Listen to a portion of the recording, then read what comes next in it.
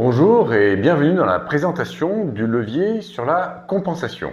C'est un sujet qui est récurrent, très souvent demandé pendant les stages en profondeur. Nous allons donc, durant cette phase de présentation, vous faire quelques petits rappels théoriques.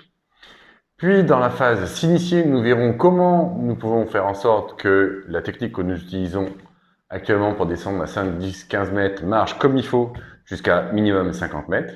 Et dans le chapitre se perfectionner, nous aborderons comment est-ce qu'on peut aller au-delà de 50 mètres grâce à deux techniques différentes. Tout d'abord, j'aimerais commencer par quelques petits rappels théoriques, de sorte à ce qu'on parle tous le même langage et qu'il n'y ait pas de mécompréhension entre nous. Alors, tout ça est basé sur une des premières règles basiques qu'il y a dans l'eau, c'est que les volumes d'air se compriment. Uniquement les volumes d'air. C'est-à-dire que vous ne sentirez jamais rien sur votre bras, sur vos jambes ou ailleurs, ça n'a aucun sens. Vous n'aurez un effet à la profondeur que sur les volumes d'air. Tous les volumes d'air vont diminuer. Donc vos poumons vont diminuer et les volumes d'air dans votre tête vont diminuer. Si ce n'est que globalement, ils sont plutôt assez connectés entre le haut et le bas, sans verrou entre eux, sans robinet entre eux. On parlera de ce genre de langage ensemble dans la suite du cours. Ça veut dire quoi? Ça veut dire qu'a priori, l'air qu'il y a dans la tête, qui se situe dans l'arrière-gorge, qui se situe dans les sinus, s'avère normalement être entièrement connecté et il n'y a pas de bouchon. Sauf bien entendu si vous avez une inflammation, une sinusite, c'est là que vous pouvez avoir des problèmes de sinus. C'est pas le sujet de l'instant. En revanche, il y a l'oreille qui, elle, est un organe qui est fermé et que si nous ne faisons pas une manœuvre pour l'équilibrer, le fait qu'elle diminue en volume va créer une blessure. Le tympan pété. Donc, juste pour qu'on soit bien clair et qu'on imagine les choses bien telles qu'elles sont, mon outil pédagogique préféré, la bouteille de vin, qui est là pour vous représenter un petit peu comment est une oreille. Et oui, aucun schéma théorique, parce que franchement, on s'en fout. Il faut voir les choses très simplement. D'autant que très souvent, ils sont très compliqués, alors que je veux que vous gardiez en tête justement que les choses sont très simples. Et parmi les choses simples, c'est de se dire que l'oreille, c'est une cavité pleine d'air. Il y a plein de schémas qui vous donneront les détails de l'oreille, avec l'enclume, le marteau, plein de trucs dont on n'a absolument rien à foutre. Pour nous, tout ce qui compte, c'est que globalement, c'est un ensemble cartilagineux qui, du coup, a de l'air à l'intérieur, avec ce qui va transformer, du coup, une vibration en ce que l'on interprète en son, donc plein d'organes à l'intérieur, qui a une capote connectée à l'extérieur, qui est donc le tympan, et qui a une trompe connectée avec le nez, qui donc s'appelle la trompe d'Eustache. Alors qu'on rappelle bien un peu les fonctions, le tympan, c'est éviter que des organes extérieurs ne rentrent à l'intérieur du corps. Je vous assure que si un jour vous avez de l'eau dans l'oreille, vous comprenez pourquoi cette capote, c'est important qu'elle soit fermée, qu'elle soit donc isolée, d'accord? Et la trompe d'Eustache, qui est là, donc qui est connectée avec le nez, qui a un principal but, c'est de pouvoir faire en sorte que le micro, qui est à l'intérieur de l'oreille, isole un petit peu les sons de l'intérieur de notre corps, hein, parce que s'il y avait ce truc-là qui était ouvert en permanence, d'ailleurs vous pouvez faire votre test et compenser, vous allez vous rendre compte que les sons sont perçus différemment, tout simplement parce qu'on a ouvert un accès avec le nez et le bruit à l'intérieur du corps. Donc c'est vrai que de le fermer, ça permet de maintenir ça, et ça permet aussi, c'est pour ça qu'il y a un sens vers la sortie, que l'air qui est à l'intérieur, qui pourrait parfois se putréfier avec des bactéries, soit tranquillement traité par un certain nombre d'organes et donc renvoie, on va dire simplement comme une cuvette de chiottes, évacue ça donc dans la cavité nasale et se retrouve avec les mucus et tout ça, tout ce qu'on peut ravaler naturellement. C'est un peu ragoûtant, mais c'est comme ça que ça se passe. Donc ici, c'est un tuyau, on va dire, qui est orienté vers la sortie. Et donc, régulièrement, au fur et à mesure de notre descente, il va falloir qu'on remette de l'air à l'intérieur. Parce que son volume d'air va diminuer. Et si je ne fais pas, par les trois manœuvres les plus connues dont on parlera après, une action, son volume d'air va diminuer. Et comme globalement ça c'est rigide, c'est la capote ici qui va supporter l'écrasement et qui va du coup supporter la diminution du volume à l'intérieur. Donc son volume à l'intérieur va diminuer, la capote va être aspirée et elle n'est pas très souple au point de pouvoir faire en sorte de résister à une très grosse variation de son volume. Et assez rapidement, si vous ne faites pas une manœuvre, eh ben vous allez avoir mal. Et ensuite, si vous continuez, eh ben ça va péter. Voilà. Donc, c'est là qu'on a répertorié principalement 3 méthodes pour compenser.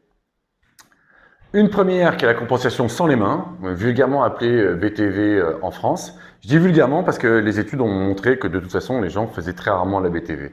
Dans ma carrière à moi, j'ai croisé que 5 personnes qui font la BTV et j'ai croisé des dizaines de personnes qui compensent sans les mains. Donc, on va voir quelle est la différence entre les deux, mais quoi qu'il en soit, moi, je préfère l'appeler la compensation sans les mains plutôt que la BTV.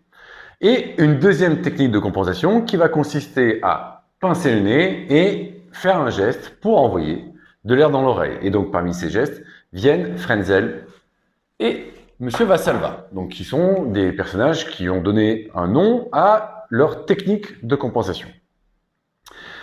Principalement, les 3 techniques, compenser sans les mains, compenser avec les mains Frenzel, compenser avec les mains BTV, avec les mains n'importe quoi, Vassalva, ont un lien tous, c'est que ça va passer par le nez. Globalement, la manœuvre consiste à tourner un robinet, comme j'ouvrirais de l'eau, et que, en fonction de la façon avec laquelle je vais tourner le robinet et du débit que je mets dans le robinet, ça va plus ou moins me déplier le tuyau d'arrosage et donc faire jaillir de l'eau. Là, c'est le même principe, en fonction de la pression que je vais mettre dans mon nez.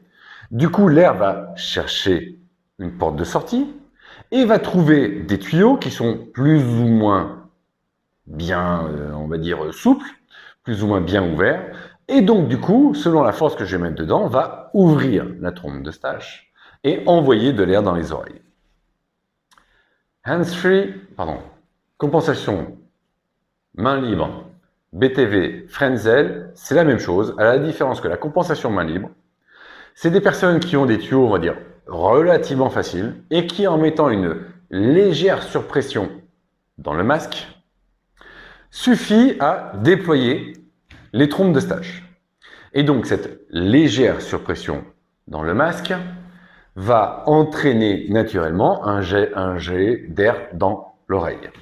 À la différence, si vous voulez être plus précis, avec la BTV, où vous pouvez donc descendre sans masque dans l'eau, sans rien, vous pouvez descendre tout droit et du coup, vous êtes capable de compenser. Bravo, vous faites partie des 5 cas que j'ai connus dans ma vie, de gens qui sont capables de faire ça. Mais c'est très rare et en plus, c'est complètement inutile, donc on s'en fout complètement. Nous, ce qui est important, c'est que ceux qui compensent sans les mains, ils envoient donc de l'air dans le masque. C'est aussi pour ça que votre masque est important et que des fois, quand vous changez de masque, eh ben, ça marche plus, selon le serrage de votre masque aussi. Et donc, ils envoient une légère pression dans le masque et eux, ça suffit à ce que ça déploie les oreilles. Alors que ceux qui font Vassalva et Frenzel ont donc, on va dire, des tuyaux un peu moins faciles, un petit peu plus courbés. Et donc, il va falloir ouvrir le robinet plus fort. Sauf qu'ouvrir le robinet plus fort, si vous ne pincez pas le nez, du coup, la pression n'augmente pas. Si juste vous êtes en train de sortir de l'air par le nez, ben, c'est de l'air qui sort et aucun intérêt. Alors que si je pince mon nez, du coup, la pression va monter. Et cette pression qui va monter va me déplier petit à petit les tuyaux. Et une fois déplié complètement, et là, paf, je vais entendre ma compensation. Et c'est là qu'on va donc dissocier Vassalva de Frenzel. Vassalva est un scientifique qui a déterminé qu'on pouvait tout à fait souffler, pincer mon nez, et du coup, forcément, puisque j'envoie de l'air par un piston donc de mes abdominaux qui viennent écraser ma poitrine, de l'air sort, j'ai pincé, la pression monte, ça trouve, et ça va dans les oreilles là-bas.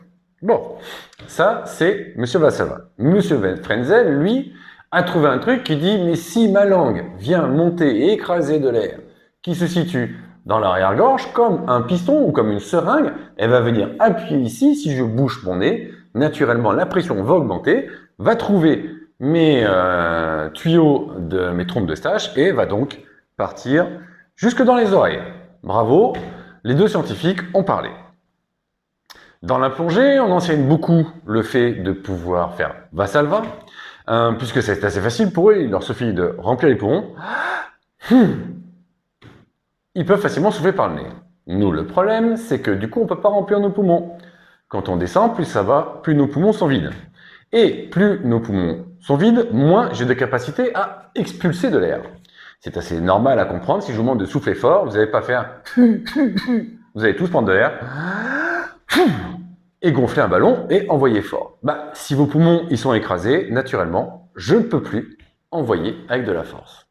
Donc, en apnée, on est condamné à faire Frenzel. Alors, pourquoi est-ce qu'on est condamné à faire Frenzel? Déjà, parce qu'il faut que vous compreniez que Valsalva est une technique qui, lorsque je suis tête en bas, les poumons sont écrasés, ça va me faire atteindre une limite vers 6-8 mètres grand maximum, tête en bas, que je peux repousser à une quinzaine de mètres si je passe tête en haut, pour plein d'effets dont on se fout tout de suite. Mais ce qui est certain, c'est que si vous bloquez à 6-8 mètres en étant tête en bas, c'est certainement que vous faites Valsalva. Si vous allez plus bas, eh ben c'est parce que comme, a priori, tout le monde sur la planète, sauf les plongeurs, vous êtes doté naturellement et instinctivement de Frenzel. Alors, je charrie un petit peu mes amis plongeurs, n'oublions pas que je viens de là aussi, mais simplement que, voilà, on nous a appris qu'il fallait se moucher, qu'il fallait souffler, etc. Alors que vous demandez à n'importe qui ne fait pas du tout de plongée, et vous pouvez vous-même vous mettre devant votre miroir et vous dire, je vais mettre les deux doigts dans le nez, mais pas sur le nez, et je vais essayer de gonfler mes narines, et en gonflant mes narines, sentir que mes oreilles compensent, donc comme ça.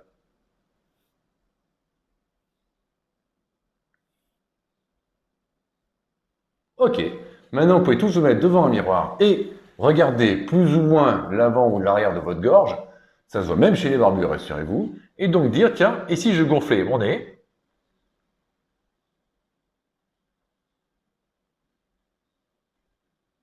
Vous allez voir que naturellement, c'est votre langue qui bouge. Bienvenue, vous êtes juste un être humain complètement normal, ça veut dire qu'on est avec ça. Ce n'est pas quelque chose qu'on a appris, papa, maman sont occupés du travail, et du coup, dans votre ADN, vous êtes livré avec. Si vous n'arrivez pas à faire ça, ben ça veut dire qu'il va falloir que vous appreniez à faire Frenzel, bien entendu. C'est un autre sujet parce que, bon, clairement, 99,9% des gens savent faire Frenzel s'ils ne forcent pas le truc. Parce que c'est ça qui est assez intéressant. On va donc du coup aborder dans le chapitre s'initier et également, du coup, grâce à ces bases-là, pouvoir se perfectionner. Le fait est que tout ça, c'est naturel, mais on ne sait pas comment ça marche. C'est-à-dire que vous n'avez jamais calculé ce que vous faisiez avec votre langue, avec, pour ceux qui ont déjà fait des cours de la compensation, votre vol de palais, votre glotte, tout ça. Vous ne savez absolument pas comment ça fonctionne, mais ça marche. Vous descendez à 5 mètres, ça compense. Vous descendez à 10 mètres, ça compense. À 15 mètres, ça compense plus ou moins bien. À 20 mètres, ça commence à être de plus ou moins bien selon les problèmes.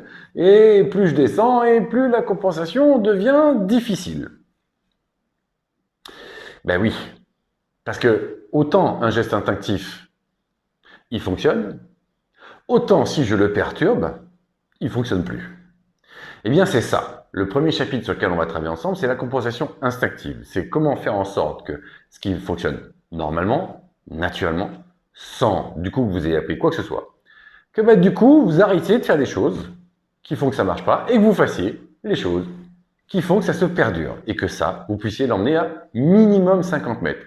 Et quand je dis minimum, c'est vraiment minimum. C'est-à-dire que les plus raides comme des piquets que j'ai eu chez mes élèves, qui étaient les plus sceptiques en me disant non mais Pascal, j'y arrive pas, etc., en les emmenant sur une gueuse avec cette technique-là, ils descendaient tous à minimum 50 mètres.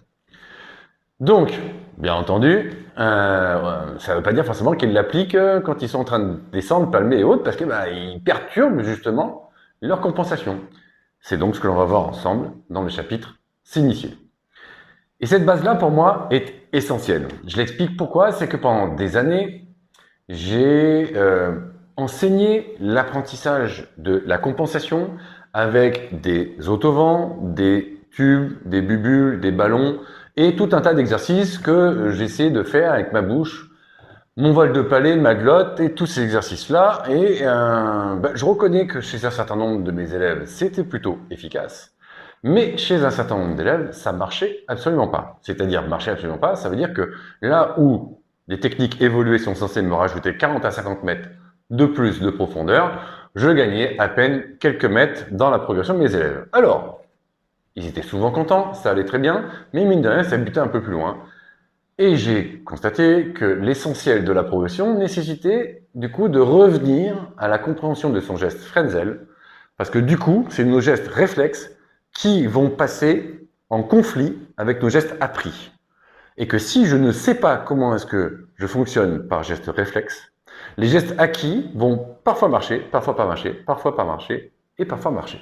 Et donc, du coup, ça va entraîner une compensation irrégulièrement efficace. À partir de là, pour moi, le chapitre s'initier est une clé de voûte au chapitre se perfectionner. Donc, il est essentiel que vous preniez du temps à résoudre les points que nous allons aborder dans le chapitre s'initier. Je vous invite maintenant à découvrir ces 2 cours supplémentaires ainsi que les autres leviers de la performance. Enjoy and relax!